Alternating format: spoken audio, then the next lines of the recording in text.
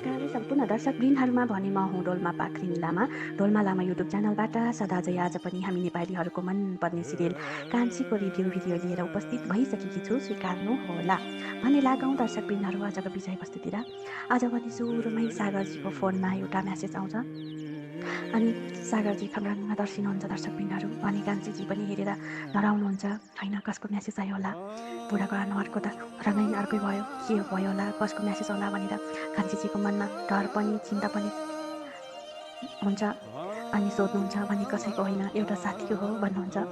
त्यहाँ पनि सलिनाले तिमीसँग भेट्न छ, तिमीलाई मैले यहाँबाट त्यसरी भगाएर पठायो, मलाई मामाले धेरै अप्ठ्यारोमा पार्नुभएको छ भनेर आफ्नो मनभरिको बिलम्न लेखेर कोरेर पठाउनु भएको हुन्छ। एउटा आशा छ जिनु सागर, तिमीसँग म फेरि भेट्न चाहन्छु, एकचोटि अन्तिमचोटि एकचोटि मात्रै भेट प्लिज, त्यहाँभन्दा पछि म फेरि भेट्छु, भेट्न आऊ भन्दिनँ, तर एकचोटि चाहिँ जसरी भए पनि भेट्नु, मलाई धेरै गाह्रो भइरहेको छ।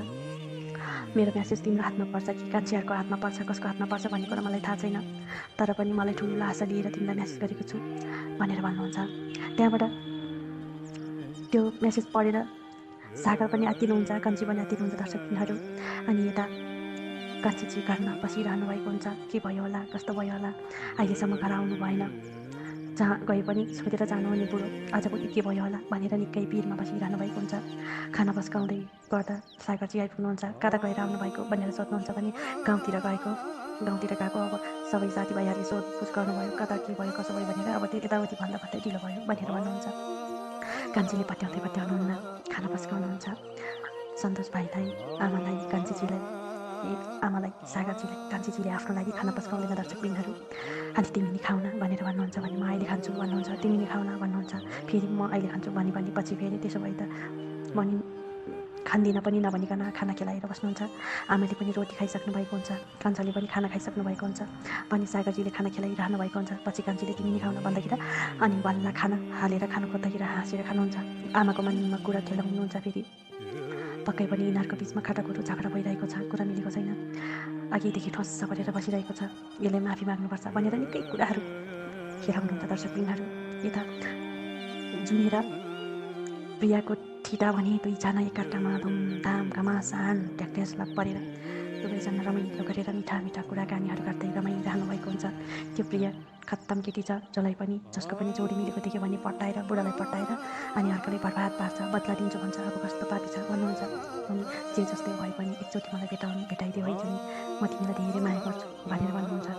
अनि जुनीले पनि हुन्छ, मैले त सोचेकै थिएन तपाईँले मलाई यति धेरै माया गर्नुहुन्छ भनेर भन्नुहुन्छ भने त्यो केटाले पनि म तिमीलाई माया गरिहाल्छु नि, तिमीले मलाई जङ्गलमा ठुलो साथ सपोर्ट गर्यो, बचायो, जोगायो, लड्न दिएन, अनि म तिमीलाई माया गर्दिनँ होला त, तर मलाई प्रियाले यस्तो कहिले पनि गरेको छैन भनेर भन्नुहुन्छ।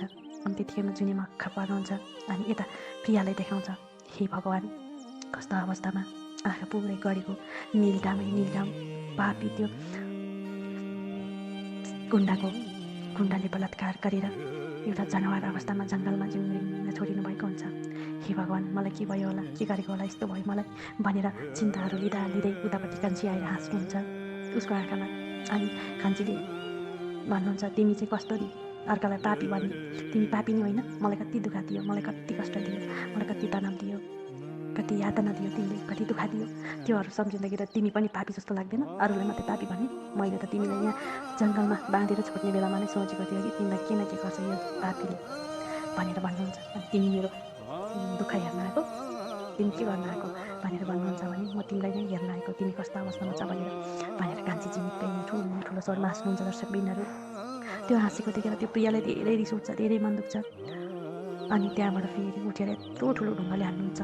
अनि तिमी त मर्ने बेलामा किरा लागेर स्याउ मर्छौ, थाहा छ, तिमी त्यो मान्छेहरू त्यो जुन तिमीलाई त्यस्तो गर्यो नि, बलात्कार गर्यो नि, हो त्योभन्दा तिमी पापी हुन्छौ, तिम्रो पेटमा त्यो पापीको बच्चा हुर्किँदैछ, अनि भोलि त्यो तिमी र त्यो जनावर पापी मान्छेहरू मिलेर जन्मेको बच्चाले हो, थाहा छ, आमालाई बलात्कार गर्ने, दिदीबहिनीलाई बलात्कार गर्ने, आमालाई मार्ने, हजुरआमालाई मार्ने, शाखा सन्तानलाई दुःख दिने, तिमीलाई अरूको जिन्दगीमा दुःख दिएको, पीडा दिएको सबै तिम्रो आफ्नो पेटभित्र जन्माएको बच्चाले तिमीलाई बदला दिनेछ, बुझ्यौ, तिमी दुनियाँलाई बदला दिन्छु भन्दै दुःख दिएर हिँडेको छौ नि, तिमीलाई तिम्रै बच्चाले, तिम्रै पेटभित्रबाट, तिम्रै कोखबाट जन्मेको बच्चाले चाहिँ तिमीलाई बदला दिनेछ, तिमीलाई धरधरी रुवाउनेछ र तिमी मर्ने बेलामा किरा परेर मर्नेछौ भनेर कान्छीजी हाँस्नुहुन्छ भने प्रियजीले नानी मेरो बच्चाले मलाई केही पनि गर्दैन भनेर फेरि ढुङ्गाले हाल्नुहुन्छ दर्शक मित्रहरू। अनि कोही पनि हुँदैन त्यहाँबाट प्रियजी एकछिन उता हेर्नुहुन्छ भने कान्छीले जस्तै कपडा लगाएर एउटा छोरी मान्छे उतातिर जानुभएको दृश्य देखाउँछ भने प्रियाले दौडिँदै गएर पछाडिबाट झम्टिनुहुन्छ अनि होइन को हो तिमी भनेर भन्नुहुन्छ भने त्यो बिचारी जङ्गलभित्र दाउराको सारमा आउनुभएको एउटा छोरी मान्छेले भन्नुहुन्छ तिमी एउटा छोरी मान्छे भएर छोरी मान्छेलाई नै यसरी पछाडिबाट झप्टेर झपार्ने हो, निचार्ने हो, समाउने हो, तिमी चोर हो, के गर्न खोजेको तिमी यहाँ भनेर थर्काउनुहुन्छ भने दिदी माफ गर्नु होला, म त भ्रममा परेछु, अर्कै भनेर झम्टेको तपाईँ पो हुनुहुँदो रहेछ, साथीहरूसँग घुम्न आएको थियो, हेर्नु न यस्तो भयो, म त हराएँ भनेर भन्नुहुन्छ प्रियाजीले। भने त्यो नानीले चाहिँ अनि कता हिँडेको भनेर भन्नुहुन्छ भने मैले कति दिनसम्म खानै पाएको छैन, केही खाएको छैन, मलाई केही खानेकुरा दिनुहोस् न भनेर माग्नुहुन्छ। अनि खानेकुरा त केही पनि छैन, हेर्नुहोस् यहाँबाट 2 घन्टा लाग्छ तल बाटोमा निस्किनेलाई पनि, बरु बिहानै मही र मकै भट्टामास मेरो बुढाको लागि खाजा भनेर पठाइदिएको थिएँ, बुढा तलतिर दाउरा चिर्दै हुनुहुन्छ, कि तिमी त्यहाँसम्म जान्छौ त, अनि अलि तलबाट पानी टन्न खाएर जाउला अनि भनेर भन्नुहुन्छ। त्यहाँबाट प्रियाले पनि हुन्छ भनेर त्यहाँबाट जानुहुन्छ दर्शकबिन्दुहरू।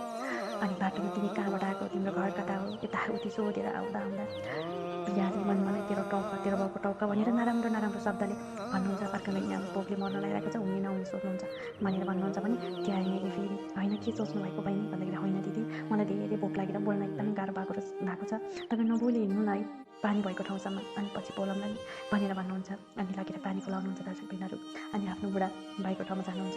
बुढा भने दाउरा चिरिरहनु भएको हुन्छ, हेर माइतबाट आएपछि सबै दाउरा मै बोक्छु, मै ओसार्छु भनेको मान्छेले अहिलेसम्म कता बात छाडेर बसिरहेको छ होला, अहिलेसम्म फर्केर आएको छैन भनेर भन्नुहुन्छ भने त्यतिकैमा उताबाट राम्री केटी पछि दौडाउँदै आफ्नो श्रीमती अगाडि आउनु भएको दृश्य देख्नुहुन्छ।